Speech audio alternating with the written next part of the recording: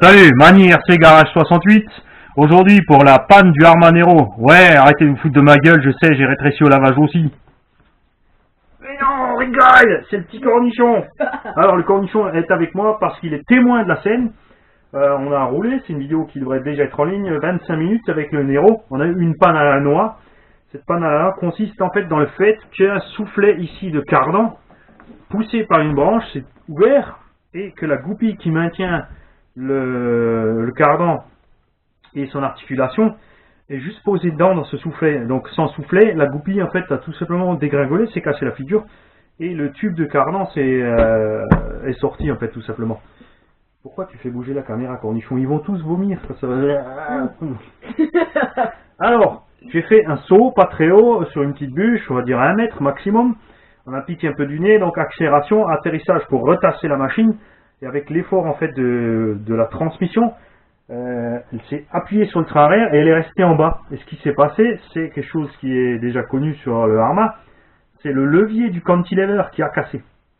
Moi, ce que je voulais encore faire avant d'aller sur le terrain, je me suis dit, bon, sur mon Summit ici, j'ai des axes en titane qui sont pleins et qui au-dessus, en fait, ont un filetage qui dépasse, et on peut mettre un stop dessus. Le fait qu'il soit plein permet d'éviter que ça casse. Et je me suis dit, non, on va laisser ceux d'origine et tester ce que ça vaut. Résultat, au bout de 30 minutes, il a cassé en deux. Et la raison est simple. Ils sont allés faire un tube creux jusqu'en bas. Au lieu de tout simplement arrêter le filetage au bout de 3-4 mm. Pour que uniquement la vis maintienne le cantilever. Et que l'axe en bas soit plein. J'ai donc cherché dans la boîte, avec le petit cornichon ici, un levier de cantilever de Traxxas. Et là, vous allez vous marrer. Il est beaucoup plus gros. Voilà, on a du M3 ou M4 pour le Arma, alors qu'on a du M5 pour le Summit. L'écrou, la tête d'écrou est pareil, c'est du 8 mm. Ici, la tige est pleine en bas et uniquement creuse en haut. Et ils ont... Vous allez voir, ça c'est vraiment marrant. Alors est-ce qu'ils ne se fournissent pas dans la même usine? Exactement la même taille, on peut parfaitement monter le levier Traxxas. La seule différence bien sûr c'est le filetage.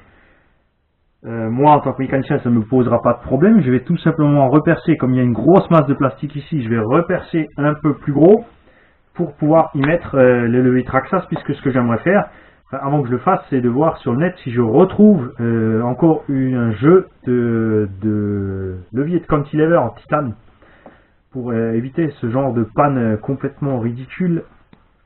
Et ce qu'on va aussi tester, c'est de mettre, j'ai 4 vieux leviers ici CPV qui ressemblent assez aux anciens leviers Hot Racing, qui sont pour un Erevo, qui ont la même longueur. Il y a juste la distance en fait pour la force de levier exercée sur l'amortisseur ne sera pas la même. Elle sera plus grande puisque le levier est plus court. J'espère donc que la suspension sera plus molle en fait, ce qui m'arrangerait bien. Si elle est plus dure, là ça m'arrangera pas du tout. On va tester, voir ce que ça donne. Sinon on restera avec ceux-là. Je suis très content, ils sont solides. La seule chose à faire, comme dit, c'est de faire le nécessaire que ces cantilevers ne se cassent pas. Voilà pour la petite panne. Je vous dis à bientôt avec l'engin réparé et si tout va bien avec ces petits leviers en alu dessus et des axes en titane. Salut tout le monde!